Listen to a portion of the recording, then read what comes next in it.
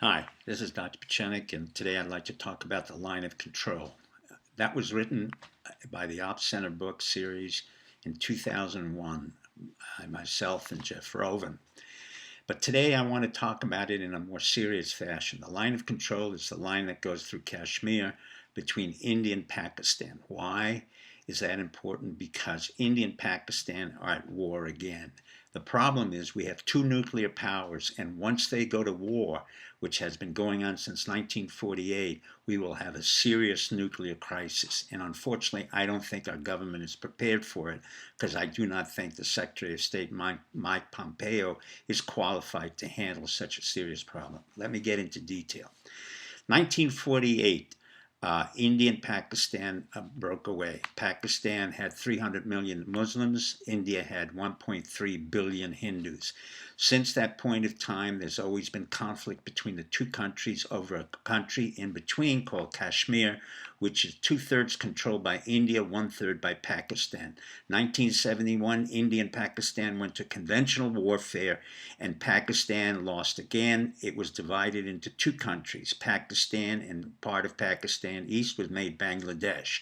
Then in 2008, Pakistan went into trouble again and went into Mumbai and killed about 150 people in India.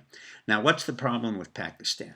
Pakistan is really a failed state. That means there are very few institutions. I do not say that with denigration. I knew the general in charge of Pakistan, Yaqub Khan, who I admired. Ijaz Galani, the head of Islamic Brotherhood, was with me at MIT. However, it is a failed state that has been funded by Saudi Arabia, and it is completely dominated by Sunnis. It is also dominated by the ISI, the Inter-Service Intelligence Service, which funds and sponsors terrorism in Afghanistan, in India, and Iran.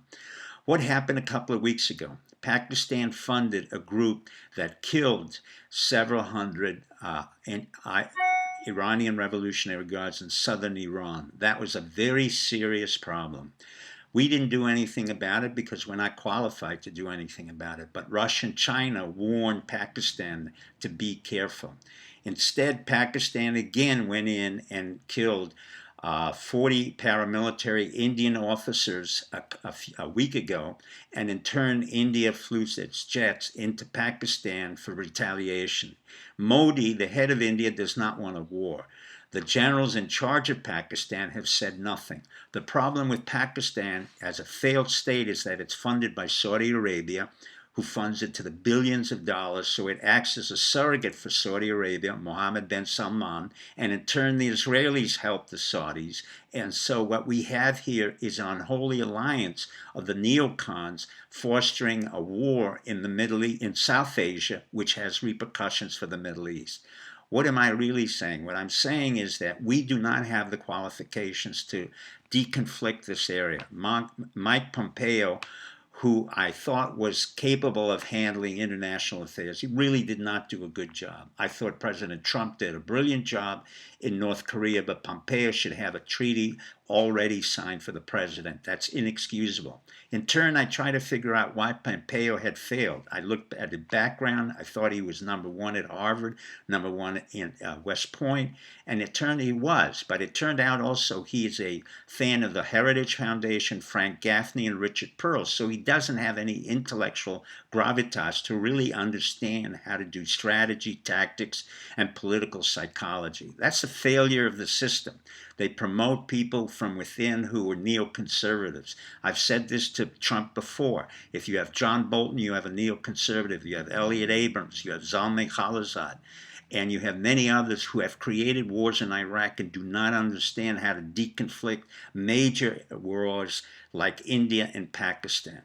What in fact will happen if it goes to a nuclear war, which it can very easily go? China and Russia will have to step in. China can control Pakistan, Russia can control India. In turn, what we really have here is a problem in which Mike Pompeo has to resign. We need a new Secretary of State who understands South Asia, who understands North Korea, and an American capacity that's filled with psychological insights. Let me quote Hanfei, Hanfei, a philosopher from China in 233 BC who said the following: To be a tough, brilliant leader, one must often create theories and laws that are opposing the worldviews. Dr. Pachenik, good night and good luck.